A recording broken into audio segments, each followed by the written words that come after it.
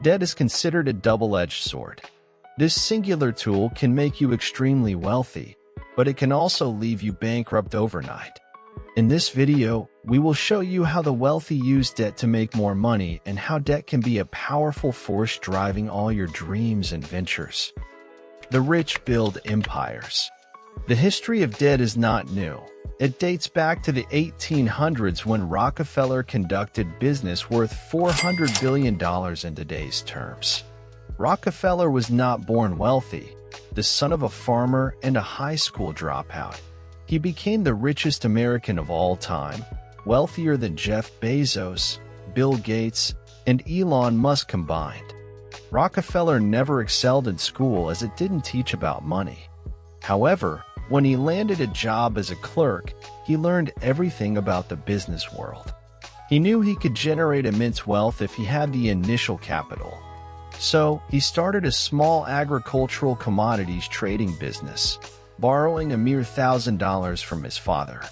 That was his first debt, but it gave him a solid footing in the business world.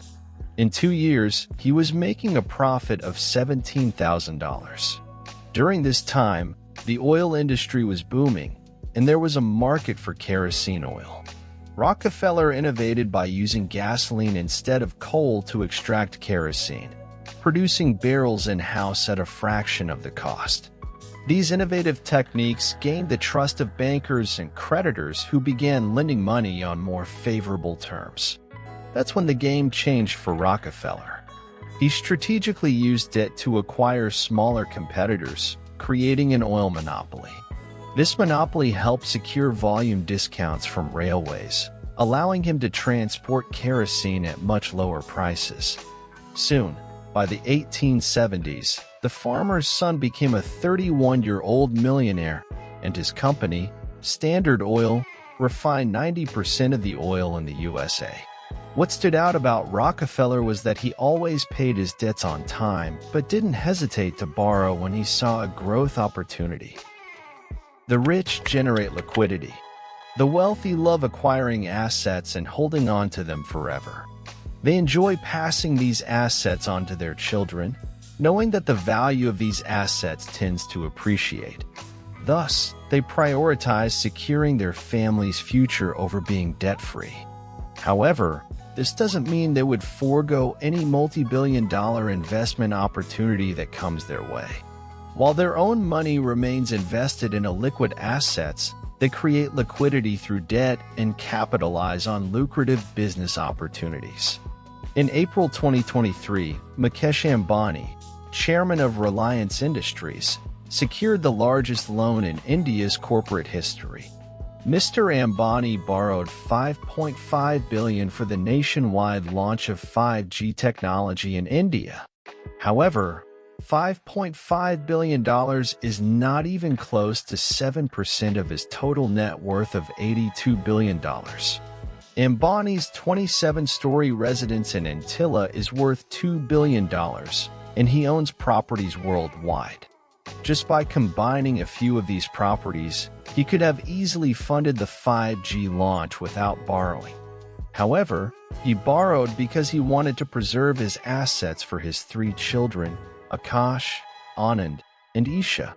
With the potential to represent 2% of India's GDP by 2030, the implementation of 5G could result in an economic growth of $180 billion. And no one knows this better than the telecommunications giant, Mr. Ambani.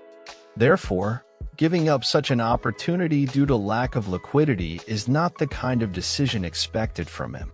He would rather borrow money now and repay it with the profits from 5G in the future than see other telecommunications companies gaining market share. The rich inflate their debts. In 2012, when Mark Zuckerberg took out a loan to buy a house, he secured an interest rate of just 1.05% per year. At that time, the average interest rate for mortgages was around 2.76% per year. If you're wondering why Zuckerberg obtained this discounted rate, you should know that he was worth $15.6 billion at the time, and bankers had no doubt that he would pay it back. Due to the low risk involved in lending to Zuckerberg, bankers were able to minimize the interest rate for him. It is a well-known fact that the higher your net worth or credit score, the lower the interest rate for you. However, many people fail to see what Zuckerberg truly achieved with this deal. First, he moved into the house he loved immediately and will continue to live there as long as he wants.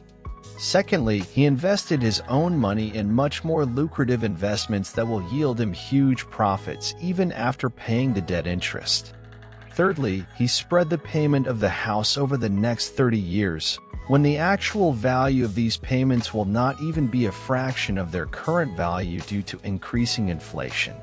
Thus, by not locking up his capital immediately, he seized high-return opportunities, deferred expenses, and reduced his expenses to a fraction in inflation-adjusted terms.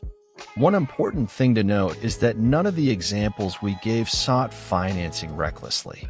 Everyone thought carefully, and if they preferred, they had the money to pay up front. So don't think you're making the right decision by financing a new car at an interest rate of 25% per year. Because you won't be. This is the Millionaire Mode channel. On the screen, other video options are appearing for you to click and watch. Leave your like and subscribe to the channel. We'll see you in the next video.